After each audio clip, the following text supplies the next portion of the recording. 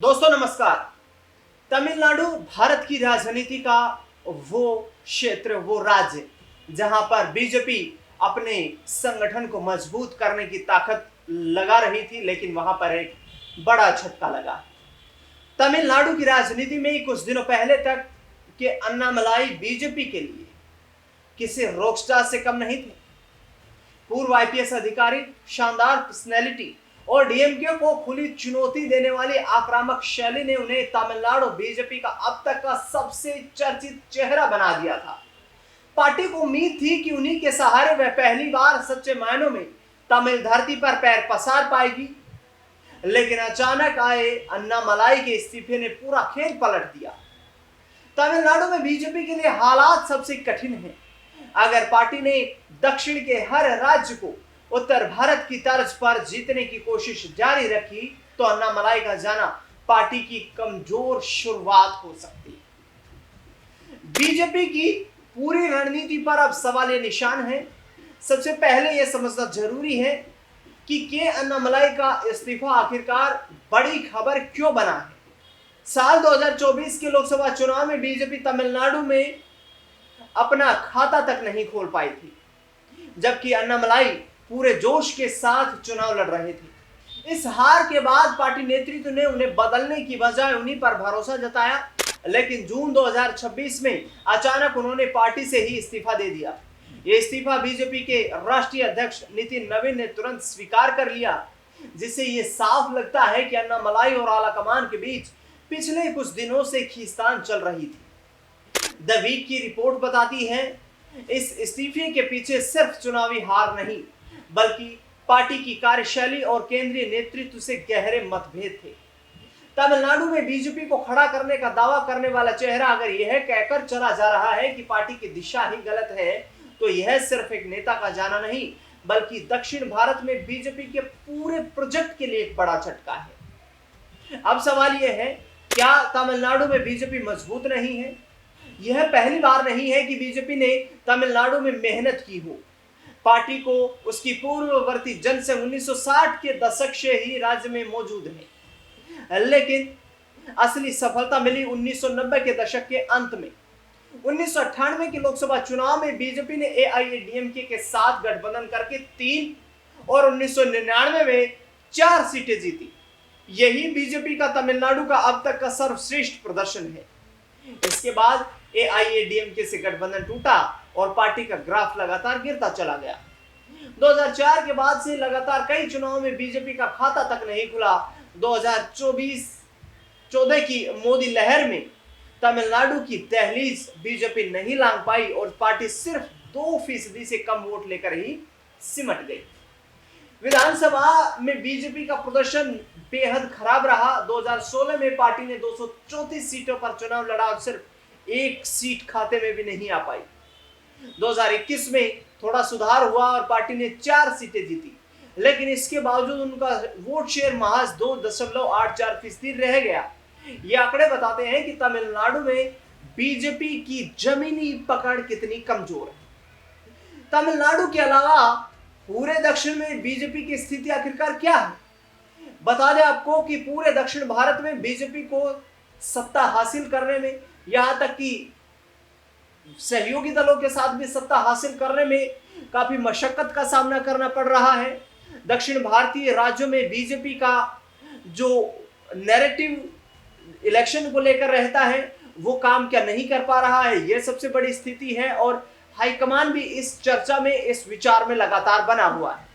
अब दक्षिण भारत की स्थिति पर जिक्र करें तो केरल में तीसरी राजनीतिक शक्ति बनने की कोशिश बीजेपी ने की। केरल की राजनीति परंपरागत रूप से 2 ध्रुवीय रही है, यानी कि कांग्रेस की अगुवाई वाला यूडीएफ और वाम दलों की अगुवाई वाला एलडीएफ। बीजेपी इस द्विध्रुवीय राजनीति में तीसरी शक्ति बनने की कोशिश करती रही, लेकिन सफलता बहुत सीमित रही। 140 सदस्यीय विधानसभा में 2016 के चुनाव में बीजेपी ने अब पहली बार 1 सीट जीतकर अपना खाता खोला। 2021 के विधानसभा चुनाव में पार्टी का वोट शेयर के लिहाज से प्रदर्शन बेहतर हुआ, लेकिन सीटों के लिहाज से वह 0 पर सिमट गए। हालांकि 2024 के लोकसभा चुनाव में बीजेपी ने केरल में पहली बार एक सीट जीतकर इतिहास रचा, जब अभिनेता से राजनेता बने सुरेश गोपी त्रिशूर से जीते। लेकिन यह जीत व्यक्तिगत लोकप्रियता का भी नतीजा मानी जाती है, संगठनात्मक ताकत का नहीं। केरल में बीजेपी के सामने सबसे बड़ी चुनौती राज्य की जनसांख्यिकी है। यह मुस्लिम और ईसाई समुदाय कुल आबादी का करीब 45% है, जिनके बीच हिंदुत्व की राजनीति कोई खास जगह नहीं बना पाई। और ये बड़ा कारण है कि आज तक बीजेपी को केरल में अपनी जगह बनाने के लिए संघर्ष करना पड़ रहा है। कर्नाटक दक्षिण भारत का इकलौता राज्य है जहां बीजेपी ने सरकार बनाई। दक्षिण भारत की पूरी तस्वीर में कर्नाटक एक अपवाद के तौर पर खड़ा है। यही इकलौता दक्षिण भारतीय राज्य है जहां बीजेपी ने कई बार अपने दम पर सरकार बनाई है। 2008 में बीएस येदियुरप्पा के नेतृत्व में पार्टी ने पहली बार कर्नाटक की सत्ता संभाली। इसके बाद 2018 और फिर 2019 में बीजेपी सत्ता में आई। कर्नाटक में बीजेपी को मजबूत करने में सबसे बड़ा आधार लिंगायत समुदाय रहा, जो येदियुरप्पा का अपना समुदाय भी है। इसके अलावा तटीय कर्नाटक और मालनाड इलाके में पार्टी का संघ समर्थित संगठनात्मक ढांचा काफी मजबूत है। हालांकि 2023 की विधानसभा चुनाव में बीजेपी को कर्नाटक में करारी हार का सामना करना पड़ा और कांग्रेस ने बहुत बड़े बहुमत के साथ यहां पर सरकार बनाई। बीजेपी यहां लगातार एक बड़े क्षेत्रीय चेहरे की कमी से जूझती रही और येदियुरप्पा के संन्यास के बाद तो यह संकट और गहरा गया। आंध्र प्रदेश, जहां गठबंधन के बिना चलना बीजेपी के लिए मुश्किल है। आंध्र प्रदेश में बीजेपी की ताकत को समझने के लिए यह जानना जरूरी है कि यह राज्य हमेशा से क्षेत्रीय दलों का गढ़ रहा है। 2014 में राज्य के बंटवारे के बाद यहां की राजनीति चंद्रबाबू नायडू की टीडीपी और जगनमोहन रेड्डी की वाईएसआर कांग्रेस के इर्द गिर्द घूमती रही। बीजेपी को 2014 के चुनाव में टीडीपी के साथ गठबंधन का फायदा मिला और उसने लोकसभा की 2 सीटें जीत ली। लेकिन 2018 में टीडीपी से गठबंधन टूटने के बाद 2019 के चुनाव में बीजेपी का प्रदर्शन आंध्रा में बेहद खराब रहा और पार्टी की एक भी लोकसभा की सीट नहीं वहां पर जीत पाई। 2024 के चुनाव में बीजेपी ने पवन कल्याण की जनसेना पार्टी और चंद्रबाबू नायडू की टीडीपी के साथ फिर गठबंधन किया और इस बार उन्हें लोकसभा की 3 सीटों पर जीत मिली। लेकिन यह सफलता बताया जाता है पूरी तरह गठबंधन पर निर्भर थी। आंध्र प्रदेश में बीजेपी का अपना स्वतंत्र जनाधार बेहद कमजोर माना जाता है और पार्टी यहां ज्यादातर शहरी और व्यापारी वर्ग तक ही सीमित है। इसके अलावा बात करें तो तेलंगाना बीजेपी के लिए उभरती हुई संभावना है, लेकिन लंबा रास्ता तय करना होगा। तेलंगाना दक्षिण भारत का वह राज्य है जहां बीजेपी ने पिछले कुछ सालों में सबसे तेज बढ़ोतरी दिखाई है, लेकिन यहां भी वह सत्ता के करीब नहीं पहुंच पाई। 2018 के विधानसभा चुनाव में बीजेपी महज 1 सीट जीत पाई थी, लेकिन 2020 के हैदराबाद नगर निगम चुनाव में पार्टी ने शानदार प्रदर्शन करते हुए 48 सीटें जीती और एआईएमआईएम के बाद दूसरी बड़ी पार्टी बनकर उभरी। 2023 के विधानसभा चुनाव में बीजेपी ने 8 सीटें जीती और उसका वोट शेयर बढ़कर करीब 14% हो गया। लेकिन इसके बावजूद कांग्रेस और बीआरएस जैसे बड़े राजनीतिक दलों को टक्कर देने की स्थिति में वहां पर भाजपा नहीं नजर आ रही है। तेलंगाना में बीजेपी की स्थिति सबसे बड़ी ताकत शहरी और अर्ध शहरी इलाके तक है, जबकि ग्रामीण क्षेत्रों में उसकी पहुंच काफी सीमित नजर आती है। पार्टी यहां हिंदुत्व के एजेंडे के साथ साथ तेलंगाना अस्मिता और विकास के मुद्दों को भी जोड़ने की कोशिश कर रही है, लेकिन अभी तक उसे एक मजबूत क्षेत्रीय चेहरे की कमी तेलंगाना में खल रही है।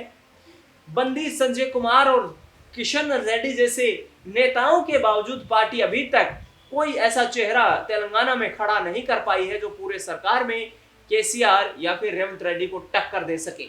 और ये एक बड़ी चुनौती दक्षिण भारत में बीजेपी के लिए सत्ता में लौटने के लिए उन्हें सामने आ रही है। दरअसल इस बड़ी चुनौती से कैसे पार पाया जाएगा ये देखना आगे आने वाले वक्त में बेहद दिलचस्प रहेगा। लेकिन अन्नामलाई के इस्तीफे से तमिलनाडु की राजनीति एक बार फिर गर्म हो गई है और दक्षिण भारत में क्या बीजेपी का डंका नहीं बज पाएगा? क्या बीजेपी को वहां पर किसी अन्य दूसरे राजनीतिक एजेंडे के तहत विपक्षी दलों को निशाना बनाना पड़ेगा? ये देखना बेहद दिलचस्प रहेगा। इस खास रिपोर्ट को लेकर के आपका क्या मानना है, क्या राय प्रतिक्रिया कमेंट बॉक्स में जरूर बताएं। देश दुनिया से जुड़ी बड़ी खबरों के लिए बने रहे हमारे साथ। धन्यवाद।